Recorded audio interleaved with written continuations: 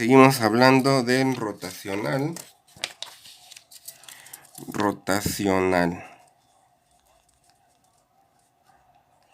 ¿Verdad que lo habíamos definido así, no? El rotacional de un campo vectorial V era el producto cruz entre nabla y el V, ¿verdad? Igual pues a esto, ¿no? Y JK, el nabla, parcial respecto a X, parcial respecto a Y, parcial respecto a Z, VX, VY, VZ, ¿verdad? Y lo que daba de ahí. Entonces, pues dijimos que íbamos a ver la interpretación que le podríamos dar al rotacional, o por qué se llama rotacional. Pues básicamente porque me indica cuál es la tendencia a girar de un objeto en un punto, ¿no?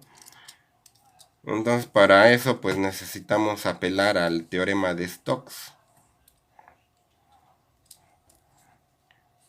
Entonces tengo por acá una superficie, no estoy en el plano necesariamente. Es una superficie así, viene por acá. Y pues tengo pues mi campo vectorial V, que va así. Pues está por dentro y por fuera, ¿no? de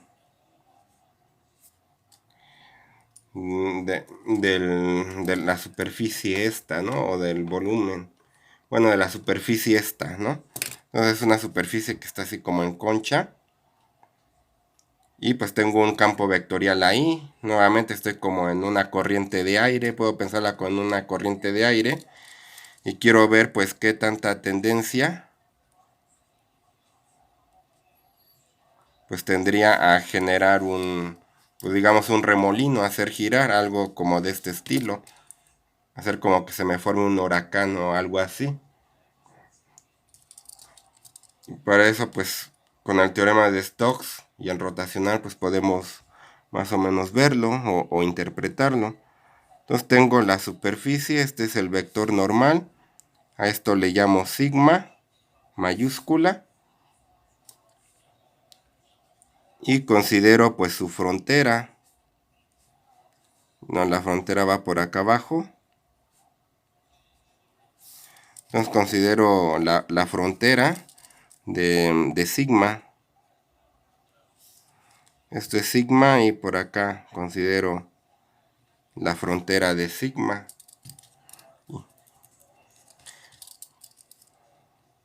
Entonces una manera de calcular qué tanta tendencia tengo a que gire la superficie.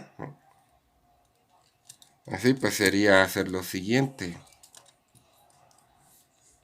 Un teorema de Stokes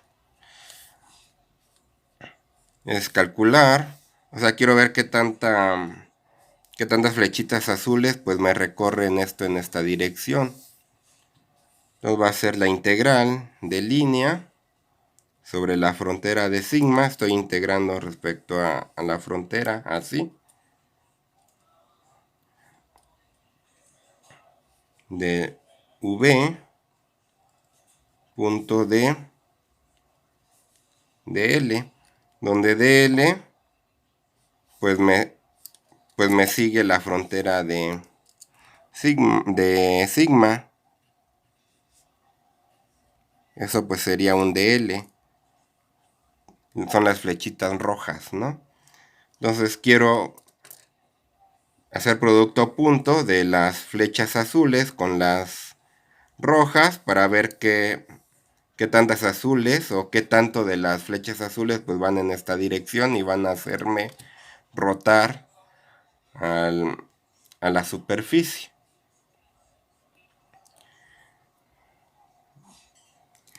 Y por el teorema, entonces por el teorema de Stokes,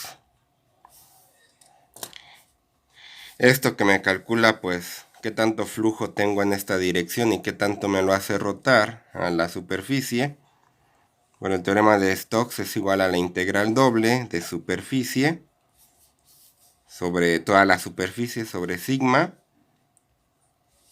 de nabla cruz V, o sea, del rotacional de V, punto un ds.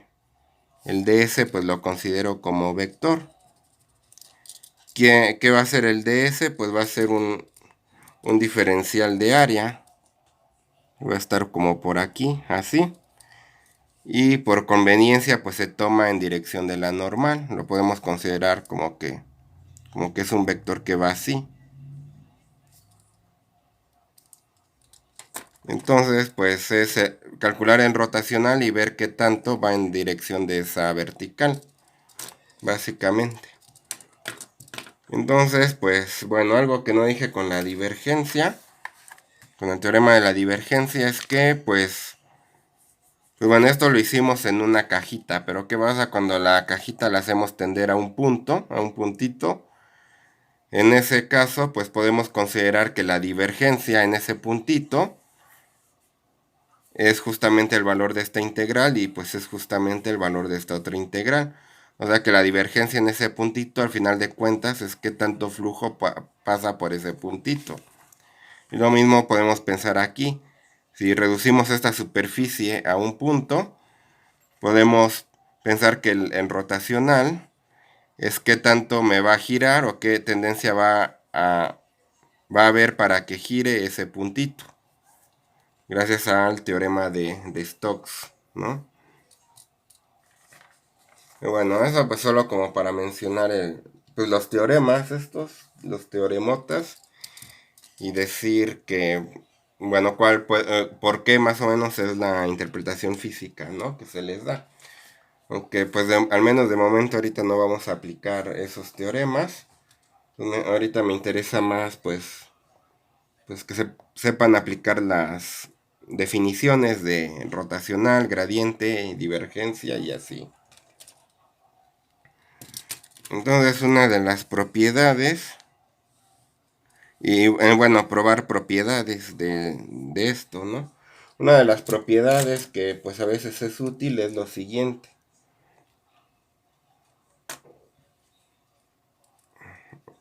Y si agarro el rotacional del gradiente de una función f, eso me va a dar el vector 0, es lo que quiero ver. Y bueno, si el rotacional de un campo vectorial v, como puede ser el gradiente de f, es igual a 0, entonces se llama irrotacional. V se llama, o bueno, v es un campo vectorial irrotacional. Y se supone que no genera ningún giro. Eso pues podría pasar por aquí, por ejemplo, pues que todas las flechitas azules pues vayan en una dirección, así. Eso pues no va a hacer tender a nada, o que esté pues que esté todo tranquilo, ¿no? Todo así quieto, las flechitas pues valgan 0, ¿no? Y entonces, bueno, un caso particular de un campo vectorial irrotacional lo obtenemos al calcular el gradiente de un campo escalar. Entonces lo que quiero ver es cómo probamos algo como esto. Entonces vamos a ponerlo como un ejemplo. Entonces probar, verificar, demostrar que el rotacional del gradiente de f es igual al vector 0. Entonces, ¿cómo le vamos a hacer? Vamos a, pues básicamente aplicar las definiciones, ¿no? Entonces el gradiente, el rotacional del gradiente de f es igual a rotacional. Podemos usar notación de Einstein o podemos escribirlo de forma larga. Vamos a escribirlo de forma larga. Entonces es parcial de f respecto. Y podemos usar subíndices x1, x2, x3 o x, y, z, como nos sea más fácil. Voy a usarlo así porque creo que es más fácil en este caso. Espero no arrepentirme. y el gradiente pues queda de esta manera. Entonces lo que tenemos que hacer es desarrollar esto y ver que nos da el vector 0. Entonces ahora aplicamos en rotacional, pues hay que usar esta fórmula de acá. Entonces es I, J, K con sus gorritos. Entonces acá en medio ponemos las parciales, parcial respecto de X, parcial respecto de Y, parcial respecto de Z. Y acá abajo pues ponemos lo de acá, parcial de F respecto de X, parcial de F respecto de Y, parcial de F respecto de Z. Y hay que calcular este determinante, ¿no? Y bueno, esto se da, bueno, si las derivadas parciales de f son continuas. Pero bueno, estamos presuponiendo eso, no nos metemos con casos raros, ¿verdad? A lo mejor convendría pues, ponerle como paréntesis, suponer que f tiene derivadas parciales continuas.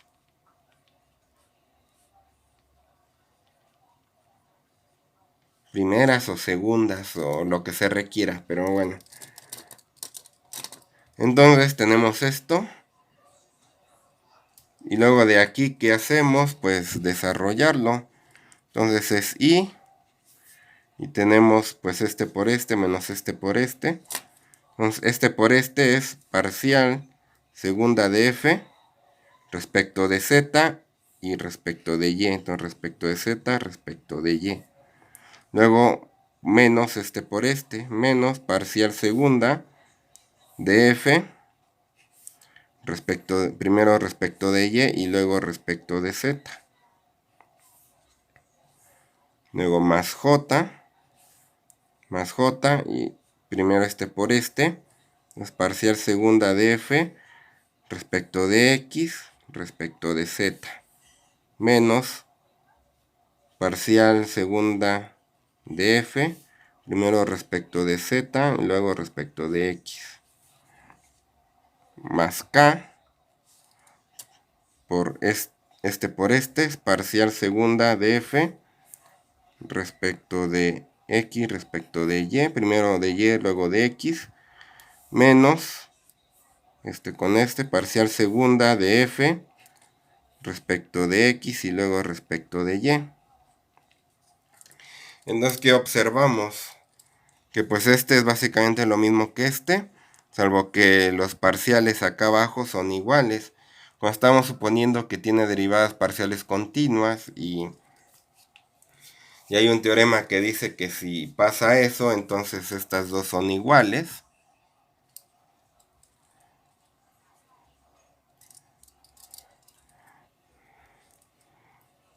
Entonces si hago algo así,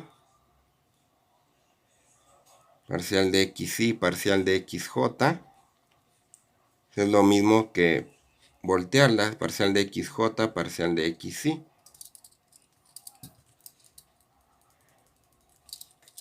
Si no se cumple eso, que sus derivadas parciales sean continuas, pues no necesariamente es cierto.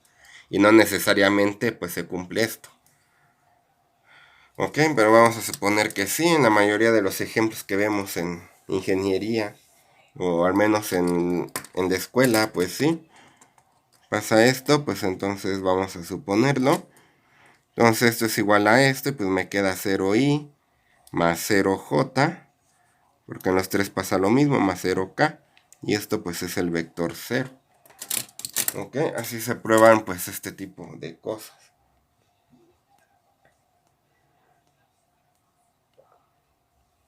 Nosotros podríamos hacer otro ejemplo.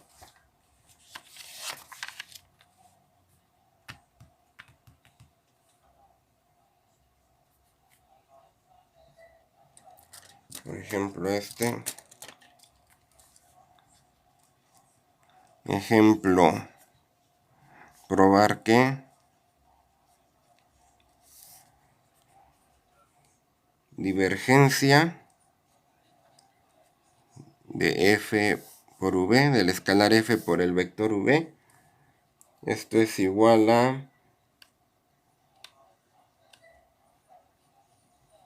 parcial de f, perdón, gradiente de f, producto punto con v, más f por gradiente de v. Entonces desarrollamos parte izquierda. A lo mejor aquí pues sí hay que desarrollar parte izquierda y parte derecha y ver que sí da lo mismo, ¿no? Entonces parte izquierda es gradiente, nabla de fv, mejor es nabla de, bueno, a lo mejor sería mejor poner quién es nabla y quién es fv.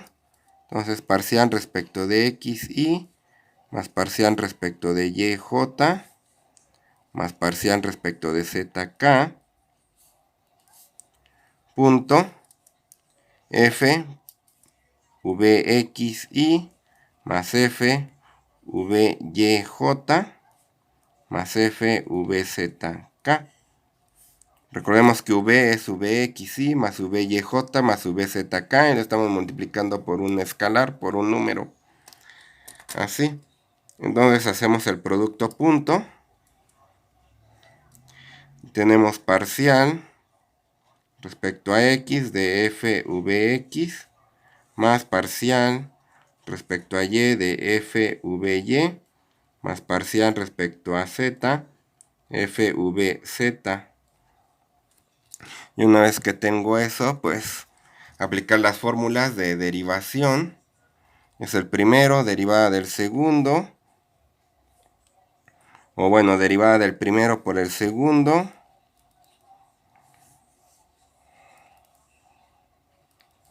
Más el primero derivada del segundo. Y así con los otros dos. Aquí es donde se da uno cuenta que sí se requiere la notación de Einstein, pero bueno, ya lo hicimos así. Es porque sí da flojera, ¿no? Parcial respecto de y, de f por vy, más f parcial de vy respecto de y, más parcial de f respecto de z, vz, más f parcial de vz respecto de z. Y pues ya sí queda completamente desarrollado.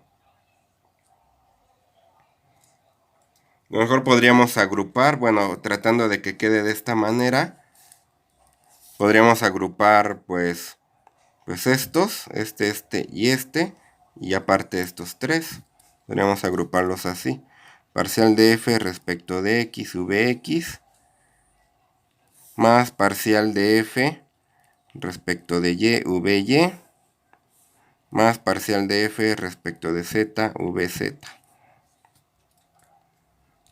A esto le sumamos pues la contraparte. De hecho pues tenemos f, la podemos factorizar. Acá no podíamos factorizar nada, pero aquí sí. Podemos factorizar y tenemos parcial de vx respecto a x más parcial de vy respecto a y más parcial de vz respecto a z. Y ya. Ahora vamos por la parte derecha.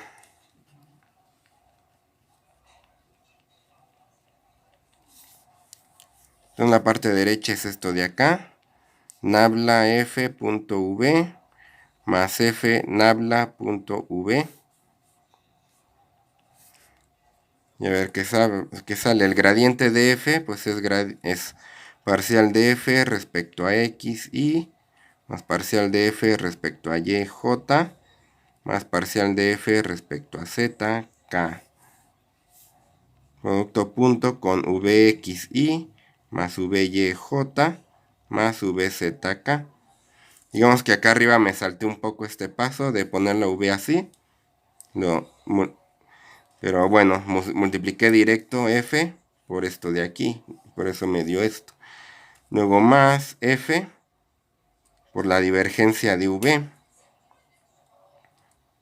Parcial respecto a x y aquí ya no me va a caber, mejor lo pongo abajo. Ponemos dos puntitos acá, dos puntitos acá, al estilo Julio Profe. Y escribimos esto, ¿no? Es F por nabla, parcial respecto a XY, más parcial respecto a YJ, más parcial respecto a ZK, producto punto, con el VXY, más VYJ, más VZK, y pues ya hacemos los productos punto.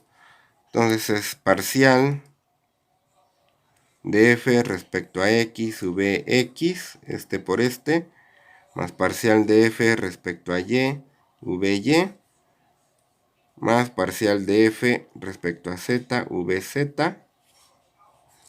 Ponemos paréntesis, es lo mismo, exactamente lo mismo que acá. Vamos a ver cómo queda el otro. Más F, y hacemos este producto punto. Parcial de VX respecto a X, este por este, más este por este, más parcial de VY respecto a Y, más parcial de VZ respecto a Z. Y voilà, quedó lo mismo, ¿no? Entonces, por lo tanto, puedo concluir que sí son iguales, ¿no? Y bueno, se supone que estos ejercicios de probar esto así, pues no deberían de ser difíciles, nada más tediosos a lo mucho. Pero bueno, pero conviene pues para ir agarrando destreza entre lo que es el nabla, lo que es el rotacional, divergencia, gradiente y pues todo esto, ¿no?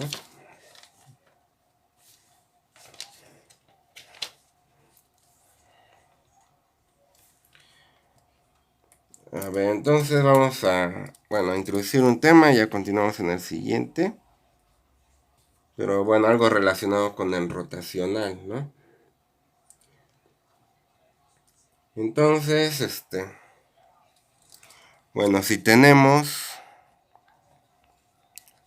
una región simplemente conexa,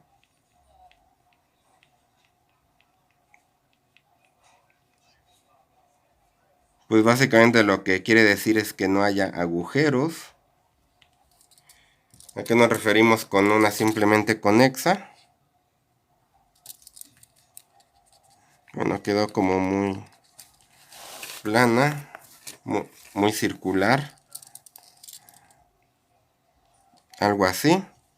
Esta sí es simplemente conexa. Y algo así no es simplemente conexa. Bueno, donde al interior pues estamos suponiendo esto. Y aquí pues al interior estamos suponiendo esto. O sea, básicamente no debe tener agujeros, ¿no? Debe estar relleno. Rellenita la dona. O sea, tiene que dejar de ser dona, ¿no? Entonces tenemos una región simplemente conexa. O sea, que no tengamos agujeros. Entonces,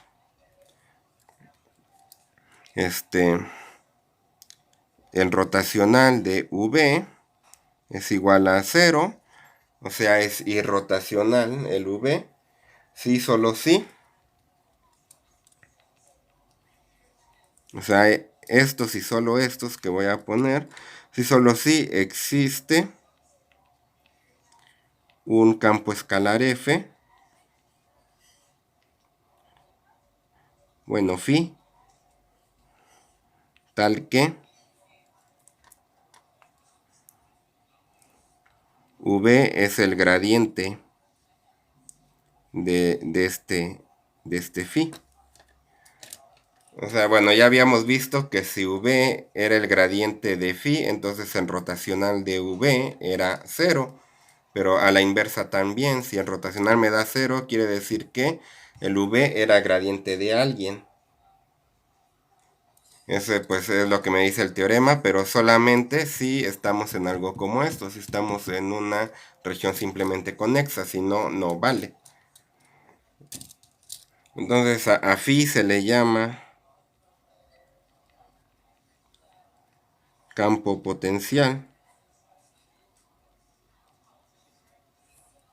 sé si campo, pero sí, bueno, no es campo, es una función potencial.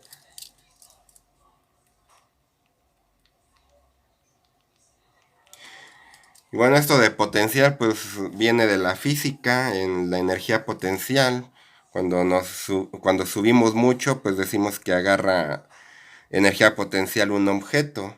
Está relacionado con esto, porque el campo de fuerza gravitacional, el campo de la gravedad, cumple con esto, que el rotacional de ese campo es cero. Y entonces, bueno, a la función potencial de ese campo de fuerza es lo que se llama la energía potencial. Más o menos, pues de ahí viene esto, o podemos pensar lo que ahí viene, que de ahí viene, ¿no? Y bueno, pues yo creo que por aquí le dejamos en este video. En el siguiente, pues ahondamos más en esto y pues su relación con las integrales de línea, ¿no? Entonces, muchas gracias.